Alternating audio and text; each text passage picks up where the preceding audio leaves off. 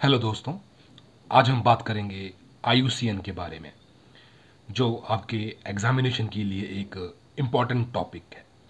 ये topic environment and ecology के syllabus में आता है और एग्ज़ाम में जो है काफ़ी रेलिवेंस रखता है। तो इस वीडियो को एंड तक ज़रूर देखिए। आईयूसीएन का full form international union for conservation of nature. IUCN को जो है 1948 में जो है इस्टेब्लिश किया गया था। ये एक क्या है, एनजीओ है, that is non governmental organisation, जो नेचर कंजर्वेशन और sustainable use of natural resources के लिए जो है काम करती है। इसका हेडक्वार्टर है ग्लैंड, स्विट्जरलैंड में। आईयूसीएन को जो है गवर्नमेंट्स और एनजीओज दोनों जो है सपोर्ट करते हैं।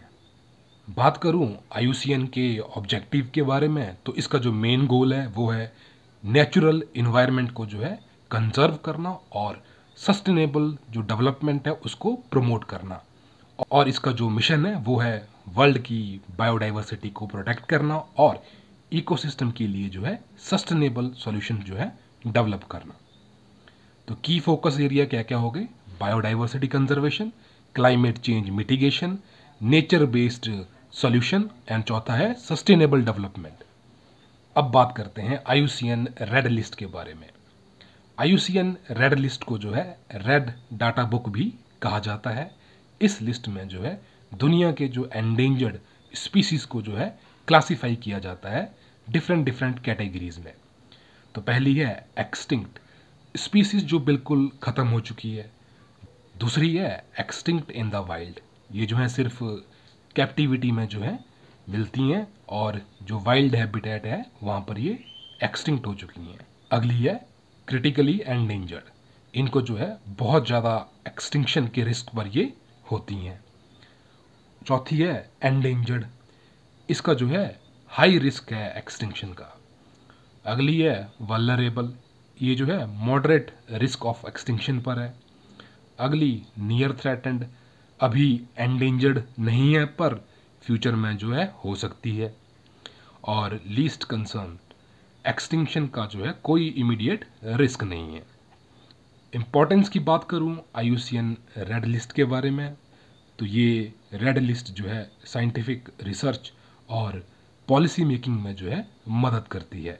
कंजर्वेशन स्ट्रेटजी को जो है प्लान करने में जो है यूज़ होती है।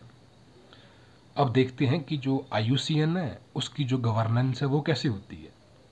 इस ऑर्गेनाइजेशन के जो है अप्रॉक्सीमेटली 1400 मेंबर्स हैं, इंक्लूडिंग स्टेट्स, एनजीओज और प्राइवेट ऑर्गेनाइजेशंस। आईयूसीएन का जो हाईएस्ट डिसीजन मेकिंग बॉडी है वो है वर्ल्ड कंजर्वेशन कांग्रेस। इसके जो हैं 6 मेजर कमीशन हैं जो डिफरेंट एरियाज में जो है काम करते हैं।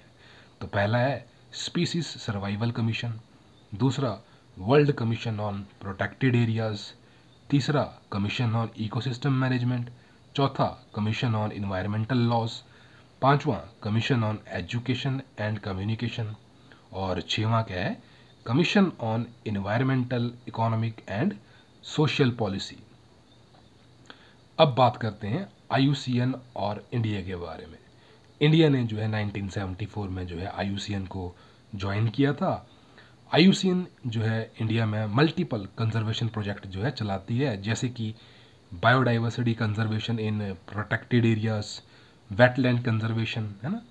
तो एग्जांपल के लिए जो वेस्टर्न घाट्स का जो बायोडाइवर्सिटी प्रोजेक्ट है वो, और मैंग्रोव की जो रेस्टोरेशन है इन सुंदरबंस।